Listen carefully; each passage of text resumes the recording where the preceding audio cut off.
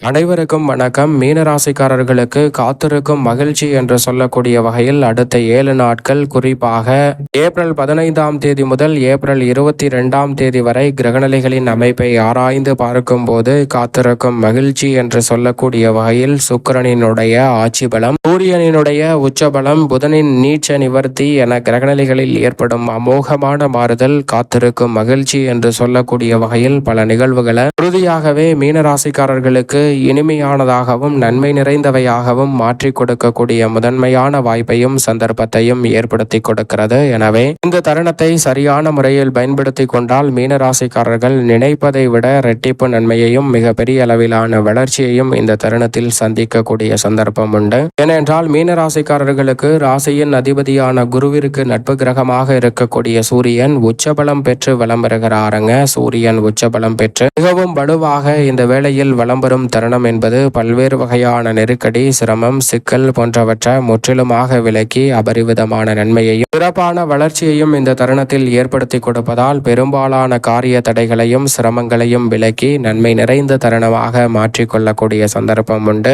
இந்த வாரத்தின் துவக்கத்திலிருந்தே சூரியன் உச்சபலம் பெற்ற அமைப்பில் தான் வலம் வருகிறார். சூரியன் உச்சபலம் பெற்ற அமைப்பில் வலம் வருவதால் நீங்கள் எதிர்பார்ப்பதை விட மிக பெரிய அளவில் ஆளுமையும் அதிகாரமும் கொண்ட வாய்ப்புகளும் சந்தர்ப்பங்களும் உங்களை தேடி வரும். உடல்நல ஆரோக்கிய தொல்லைகள் நீங்கி புத்துணர்ச்சியுடன் பல பணிகளை செய்து முடிக்கக்கூடிய நல்ல சந்தர்ப்பம் உறுதியாகவே கிடைக்கும். அதே வேளையில் சூரியனுடன் இணைந்து வலம் வந்த சுக்கிரன் மிக வலுவாக இந்த வேளையில் 3 மற்றும் 8ஆம் இடத்தின் அதிபதியாகவும் ராசியின் உச்ச அதிபதியாகவும் திகழக்கூடிய சுக்கிரன் 3ஆம் இடத்தில் ஆட்சி பலம் பெற போகிறாருங்க. எனவே உறுதியாகவே குதூகலமும் கொண்டாட்டமும் நிறைவாக உங்களை தேடி வர போகிறது. இதுவரை பெரிய அளவிலான காரிய தடை, சிரமம், சிக்கல் என்று பல நிகழ்வுகளை அதிகமாக சந்தித்து வந்த சூழலில் அவை அனைத்திலும் சிறப்பான மாற்றத்தை சந்திக்கக்கூடிய முதன்மையான வாய்ப்பையும் சந்தர்ப்பத்தையும் இந்த தருணத்தில் நிச்சயமாக ஏற்படுத்தி கொடுக்க போகிறாருங்க குரு பகவான். மட்டுமல்ல, ராசியின் உச்ச அதிபதியாக இருக்கக்கூடிய சுக்கிரன் ஆட்சி பலம் பெற்றிருப்பதால் அவர் இந்த வேளையில் மிக வலுவாக ஆட்சி பலம் பெறுவதால் ஏற்றம் நிறைந்த அமைப்பாக பார்க்கப்படுகிறது. ஜென்மசனியின் ஆதிக்கம் நிறைந்திருக்கக்கூடிய வேளையில் வரவு அதிகரித்தாலும் உடனடியாகவே செலவாகக்கூடிய சூழல் இருந்தாலும் கூட அவற்றை சரியான முறையில் கையாளக்கூடிய சந்தர்ப்பத்தை இந்த தருணத்தில் சுக்கிரன் ஏற்படுத்தி கொடுக்கிறாருங்க. எனவே சுக்கிரனின் அமைப்பை பொறுத்த வரைக்கும் நிலையான வளர்ச்சி இந்த தருணத்தில் உறுதியாகவே கிடைப்பதற்கான சந்தர்ப்பம் உண்டு.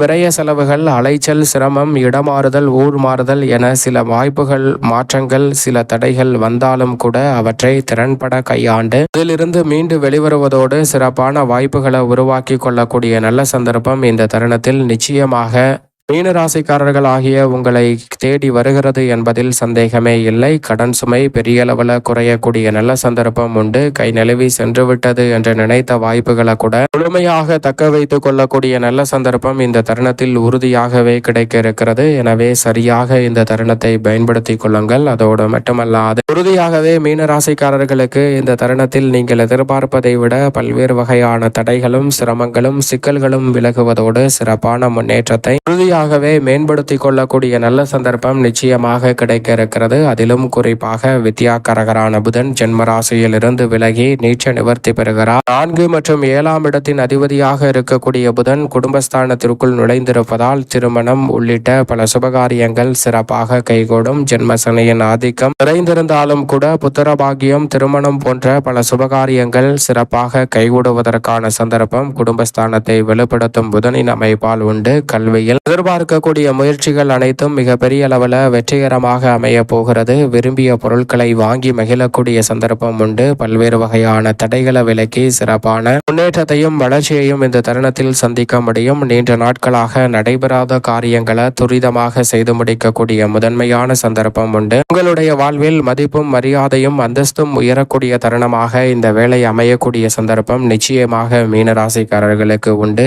எந்த காரியத்தை கையில் எடுத்தாலும் அதில் இருக்கக்கூடிய சிரமங்களை முழுமையாக களைந்து முன்னேற்றம் நிறைந்த ஒன்றாக மாற்றிக்கொள்ளக்கூடிய வாய்ப்பை புதன் உருவாக்குகிறார். ராசியின் அதிபதியான குரு பகவானும் சுகஸ்தானத்தில் வலம் வரக்கூடிய வேளையில் பல்வேறு வகையான நன்மை நிறைந்த வாய்ப்புகளை ஏற்படுத்தி கொடுக்கிறாருங்க. எடுத்த முயற்சிகளில் வெற்றி கிடைக்கும். புதிய முயற்சிகளில் மிக பெரிய அளவிலான ஆரிய வெற்றி கிடைக்கும். இலாக்கா மாறுதல் உள்ளிட்ட மாறுதல்கள் அமைவதோடு விஐபிகளின் ஆதரவு மிக பெரிய அளவில் உங்களுக்கு பக்கபலமாக அமைவதால் எதிர்பார்ப்பதை விட மிக பெரிய அளவிலான அசூர சமூக வளர்ச்சியை உறுதியாகவே மீனராசிக்காரர்கள் இந்த வாரத்தில் சந்திக்கக்கூடிய நல்ல சந்தர்ப்பம் நிச்சயமாக கிடைக்கிறது. ஊதிய உயர்வு, பதவி உயர்வு உள்ளிட்ட சிறப்பான வாய்ப்புகள் அமைவதோடு குடும்பத்தில் பல்வேறு வகையான மகிழ்ச்சி தரக்கூடிய பல இனிமையான நிகழ்வுகள் இந்த தருணத்தில் கைகூடுவதற்கான முதன்மையான யோகம் மீனராசிக்காரர்களுக்கு உண்டு. எந்த ஒரு காரியத்தை முயற்சி செய்தாலும் அதில் நிச்சயமாக வெற்றி உண்டு. ஜென்மராசியில் சனி இருப்பது நிச்சயம் சாதகமற்ற அமைப்புதான். திட்டமிட்டு செயல்பட முடியாத ஒரு சூழ்நிலை இந்த தருணத்தில் இருக்கிறது. அது மட்டுமல்லாது மனக்கசப்பு அதிகமாக ஏற்படுவதற்கான வாய்ப்பும், கொடுக்கல் வாங்கல் உள்ளிட்ட பல பிரச்சனைகளை சந்திக்கக்கூடிய சந்தர்ப்பமும், தேவையற்ற வீண் விரயங்களை அதிகமாக மேற்கொள்வதற்கான வாய்ப்பு ஜென்மசனியின் ஆதிக்கம் நிறைந்திருக்கக்கூடிய இந்த வேளையில் சற்று கூடுதலாகவே இருக்கிறது. ஆனால் அதே வேளையில் செவ்வாய் ஜென்மராசியில் இருக்கக்கூடிய இந்த தருணத்தில் 2 மற்றும் 9ஆம் இடத்தின் அதிபதியாக இருக்கக்கூடிய செவ்வாய் சற்று தாராளமாக சிரமங்களை குறைத்து விடுகிறாருங்க.